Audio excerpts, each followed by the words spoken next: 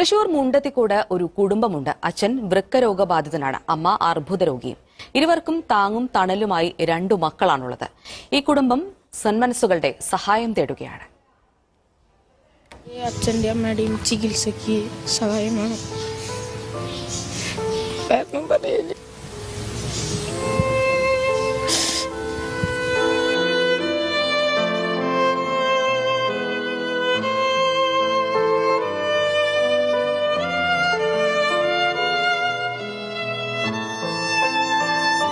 കാലം മായ്ക്കാത്ത മുറിവുകൾ ഇല്ല എന്നാണല്ലോ.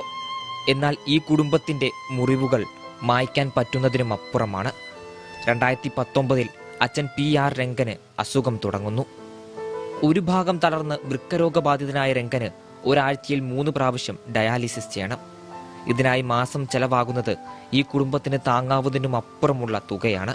കടം വാങ്ങിച്ചും വീട്ടുജോലി ചെയ്തുമായിരുന്നു 2 മാസം മുമ്പ് വരെ അമ്മ സന്ധ്യ കുടുംബം മുന്നോട്ട് കൊണ്ടുപോയത്. എന്നാൽ അമ്മയ്ക്ക് അർബുദം പിടിപെട്ടതോടെ ആ കുടുംബം ഒറ്റയ്ക്കായി. മക്കളുടെ പഠനവും പാതി വഴിയിൽ മുടങ്ങി. മകൾ അനാമിക +2 പാസ്സായെങ്കിലും പഠനം അവസാനിപ്പിച്ചു. മകൻ മാധവ് +1 പഠിക്കുന്നു. ക്ലാസ് കഴിഞ്ഞ് വൈകുന്നേരം 5 മണി മുതൽ 8 മണി വരെ അടുത്തുള്ള കടയിൽ ജോലിക്ക് പോകും. സന്ധ്യയുടെ അമ്മയാണ് ഇവർക്ക് കൂട്ട്. കാര്യം എനിക്ക് പറഞ്ഞാൽ തീരില്ല. 2 കൊച്ചുമക്കളും അവളും അവനും എന്താ പറയണ്ടെന്നോ എന്താ ചെയ്യണ്ടെന്ന് എനിക്ക് നിശ്ചയമില്ല. നാട്ടുകാരുടെയും ബന്ധുക്കളുടെയും സഹായം കൊണ്ടാണ് ഈ കുടുംബം ഇപ്പോൾ മുന്നോട്ട് പോകുന്നത്. 2 പേർക്ക് ഇങ്ങനെ ഒരു അസുഖം വന്ന സാഹചര്യത്തിൽ പിന്നെ വീട്ടിൽ ജോലി ചെയ്ത വരുമാനമുള്ള ആളുകൾ ആരുമില്ല. കുട്ടികൾ പഠിക്കുകയാണ്. വളരെ ദയനീയ അവസ്ഥയാണ്. അപ്പോൾ ചികിത്സ, അതുപോലെ തന്നെ ഇവരുടെ ദൈനംദിന ഭക്ഷണം, പിന്നെ ഇവരുടെ ഒരു വീടും സ്ഥലവും സ്വന്തമായിട്ടുണ്ടാവുക എന്നുള്ളതൊക്കെയാണ് പൊതുവെ. സ്വന്തമായി ഒരു വീടില്ല, വാടകയ്ക്കാണ് താമസം.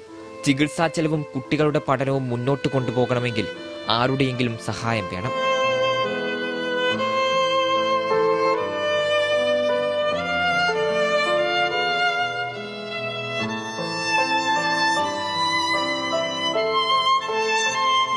നിസ്സഹായരായ ഒരു കുടുംബത്തിന്റെ കഥയാണ് നമ്മളിപ്പോൾ കേട്ടത്.